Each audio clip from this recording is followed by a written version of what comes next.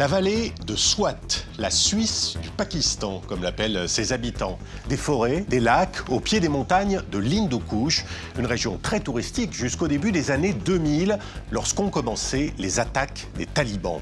Les groupes islamistes ont peu à peu pris le contrôle de la province et imposé la charia. Les femmes ne pouvaient plus sortir seules dans la rue, les hommes devaient porter la barbe.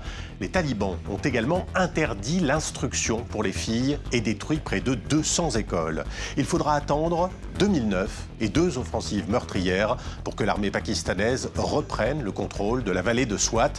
Mais les talibans n'ont pas disparu. Ils ont continué à mener une campagne d'assassinats ciblés. Et la plus célèbre de leurs victimes, ce fut la jeune Malala. En octobre 2012, alors qu'elle n'a que 15 ans, les talibans tentent de l'assassiner. Malala était un symbole. Elle tenait un blog et militait pour l'éducation des jeunes filles. Grièvement blessée, elle a survécu à l'attaque. Son discours à la tribune de l'ONU a résonné dans le monde entier. Malala Day is not my day. Today is the day of every woman, every boy, and every girl who have raised their voice for their rights. On the 9th of October 2012, the Taliban shot me on the left side of my forehead. They shot my friends too. They thought that the bullet would silence us, but they failed. And out of that silence came thousands of voices. Weakness, fear, and hopelessness died. Strength, power, and courage was born.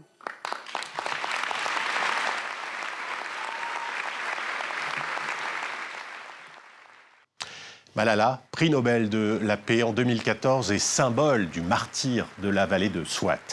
Récemment, le gouvernement a décidé d'autoriser à nouveau, sans restriction, l'accès à la région pour les touristes. Mais les militaires restent omniprésents et pour l'instant, les visiteurs sont encore bien peu nombreux au pied des montagnes de l'Hindu-Kush. Retour dans la vallée de Swat, c'est un reportage de Taha Siddiqui et Jasmin Lavoie.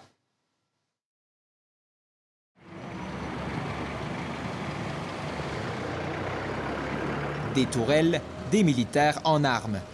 Ce poste de contrôle marque la porte d'entrée vers la vallée de Swat, l'une des plus mythiques régions du Pakistan. Ok tout le monde, nous arrivons dans la vallée de Swat, alors il y a un contrôle militaire. Sortez vos cartes d'identité et donnez-les-moi.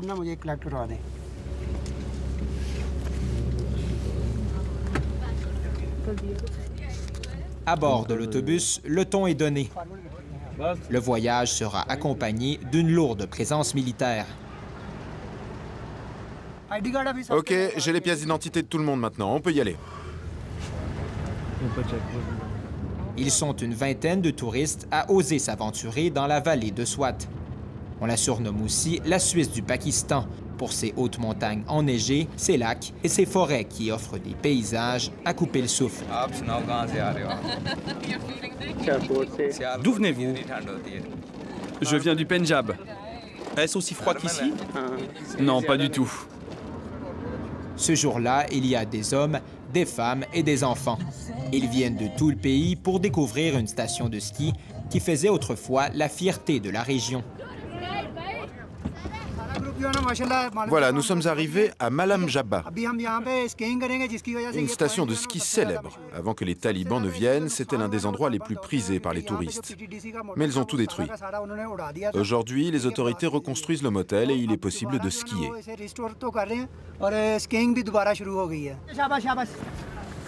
Depuis sa réouverture, la station de ski accueille chaque jour des dizaines de touristes. Comme des Hajj, venu de Dubaï avec sa famille, elle en est à ses premiers pas sur la neige. Allez, viens vers moi, ma sœur. Ne regarde pas les autres skieurs. Si tu fais de plus grands pas, ça sera plus facile. Les vendeurs se battent pour obtenir son attention. La descente en tube est à 1 € ce matin. Vous voulez essayer les glissades? Oui, allons-y. Pourquoi n'essayez-vous pas d'enfiler des skis d'abord? Non, merci.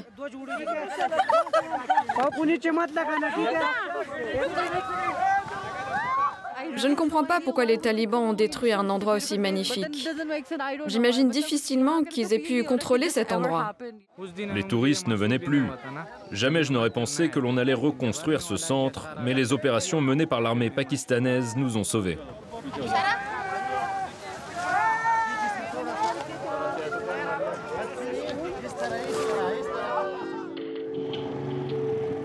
Pendant des années, la vallée de Swat a été considérée comme l'un des endroits les plus dangereux sur la planète. La zone était contrôlée par les talibans, interdits aux touristes. Aujourd'hui, ils reviennent peu à peu. Depuis que la paix est revenue dans la vallée de Swat, de plus en plus de touristes viennent dans la région. La météo est parfaite ces jours-ci. Shirin Zada pour Express News dans la vallée de Swat. Shirin Zada ne sort plus de chez lui sans son garde du corps. Il est l'un des seuls reporters à avoir travaillé sous le régime taliban. Les autres ont fui de peur d'être assassinés. Pendant 2 ans, il a défié la censure imposée par les terroristes. Cette vidéo d'une femme battue a fait le tour du monde à l'époque où les talibans étaient installés ici. C'est après cela que l'armée a lancé l'opération contre les talibans. Ce fut une opération militaire majeure. Plus de 2,5 millions de personnes ont fui la vallée de Swat pendant cette guerre. Il nous amène devant ce rond-point, symbole de la terreur. C'est ici que les talibans avaient installé leur tribunal populaire.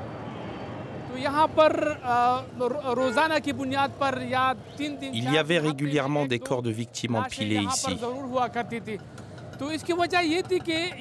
Pour faire peur aux habitants, sûrement. C'était aussi un message pour ceux et celles qui n'obéissaient pas aux règles. Alors nous l'avons renommé le rond-point sanglant. En 2008, puis en 2009, plusieurs offensives de l'armée ont permis de chasser les talibans. Les militaires ont peint des drapeaux du Pakistan un peu partout dans la vallée. Le message est clair, la population est avec nous. Et pourtant, la menace terroriste reste bien réelle, croit Shirin Zada. Les talibans ont une nouvelle stratégie, des attentats ciblés. En 2012, ils attaquaient une jeune adolescente de la vallée de Swat en route vers l'école, une certaine Malala. C'est l'endroit exact où elle a été attaquée. Cet attentat a fait peur à beaucoup de gens. C'est la principale raison pour laquelle Malala n'est pas encore revenue. Elle sait que sa vie est en danger. La jeune fille a quitté le Pakistan et reçu le prix Nobel de la paix en 2014. Les talibans souhaitent toujours sa mort, comme celle des autres militants progressistes. Le père des Jazz s'est aussi opposé à la présence terroriste. Il a fondé un comité de défense pour promouvoir la paix dans la vallée. En mai dernier, il a été assassiné au milieu de la rue. 14 balles dans la tête, en plein jour. Mon père est mort alors qu'il faisait la promotion de la paix. Nous ne pensions pas qu'il était en danger, jusqu'à ce qu'il commence à recevoir des appels menaçants de talibans basés en Afghanistan.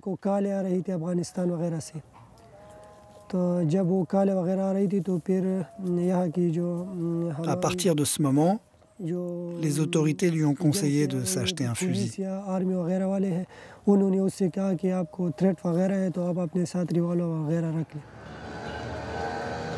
C'est après sa mort que les autres membres du comité de la paix ont décidé de s'armer. Fazal et Mahmoud ne sortent plus sans leurs pistolets.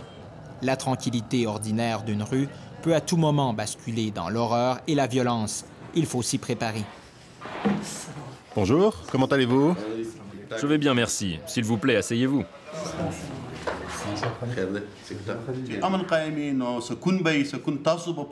C'est notre responsabilité de se battre pour amener la paix et vous faites un excellent travail.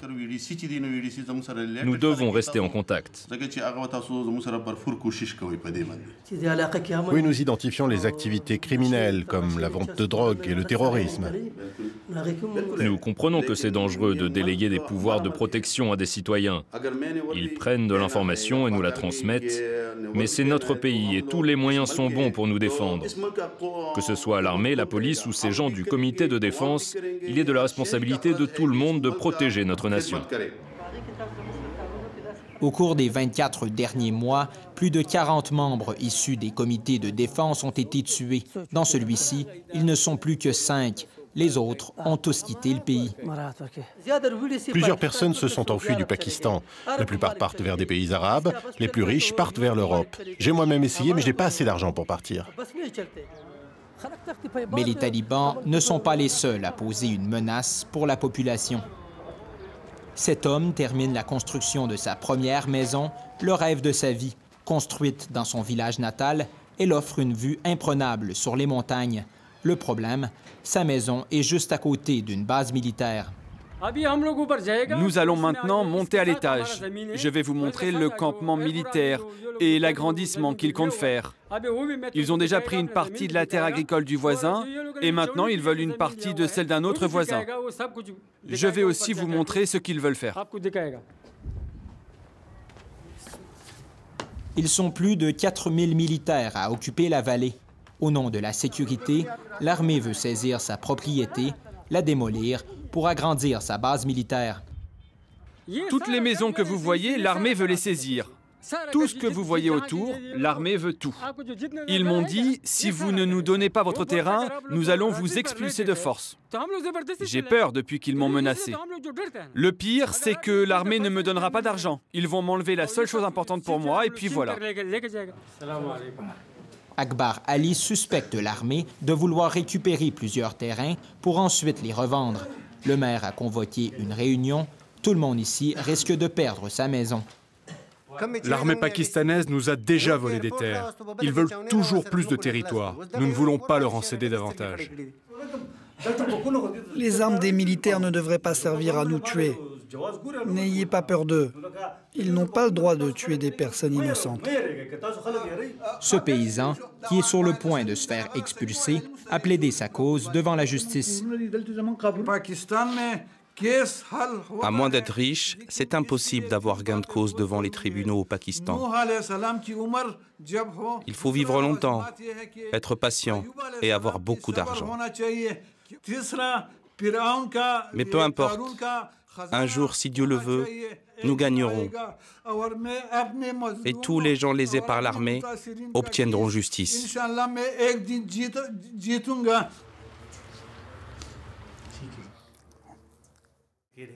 Face à l'échec des tribunaux, le maire de la ville se bat pour faire entendre la voix des habitants auprès du gouvernement. Mais l'influence de l'armée est trop importante. L'armée a la réputation de s'installer et voler les ressources des villageois au Pakistan. On pense que les militaires veulent faire la même chose ici. Les gens ont peur que l'armée commence à faire du développement immobilier en volant les maisons des villageois. On pensait qu'ils étaient venus combattre les talibans puis aller repartir, mais selon ce qu'on en comprend aujourd'hui, ils sont ici pour rester. Pris en tenaille entre l'armée et les talibans, les habitants de la vallée de Swat se battent pour reconstruire leurs droits, leur identité, leur vie.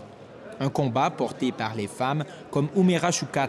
En 2010, elle est devenue la première avocate de la vallée. Dans quelle salle dois-tu aller? Salle numéro 6. Les choses changent dans la vallée de Swat et j'ai décidé de m'engager. Les autres femmes m'ont suivi. Nous sommes ici pour rester. Les médias nous ont aidés à sensibiliser la population. Les femmes savent qu'elles peuvent consulter des femmes avocates. Les femmes savent que les hommes ne peuvent plus nier leurs droits. C'est un changement important dans la vallée de Swat. À l'époque où les talibans régnaient sur la vallée, les femmes n'avaient aucun droit. Le simple fait de quitter la maison était considéré comme un crime. Les droits des femmes se sont améliorés, mais Umera reçoit encore des menaces. On essaye souvent de m'intimider. Les talibans pensent qu'ils pourront m'arrêter avec ces menaces. Mon père a même été kidnappé pendant un mois.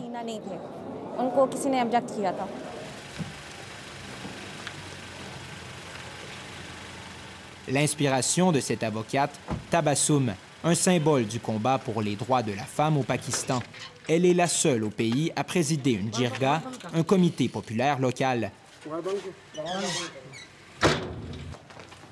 Objectif, arbitrer les conflits entre habitants sans passer par les tribunaux.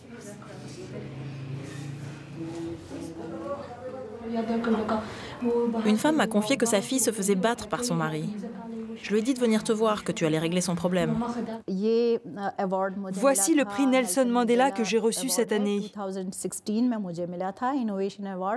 Ça, c'est le prix du courage qui m'a été donné par le gouvernement américain en mars 2015.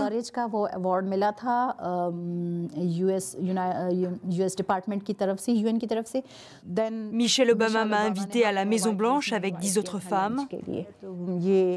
Ça, c'est un autre prix pour la défense des droits de l'homme, donné par le gouvernement des Pays-Bas en 2014. J'ai été nommée 2 fois pour le prix de la paix par les Nations Unies. Vous savez, cette JIRGA, c'est la première étape pour créer une société égalitaire, et nous allons tout faire pour y arriver. Des femmes qui s'émancipent, des touristes qui reviennent au compte-gouttes, les choses s'améliorent dans la Suisse du Pakistan. Mais la vallée est loin d'avoir retrouvé la paix. Selon les autorités, il y aurait encore 2000 terroristes errant dans les montagnes.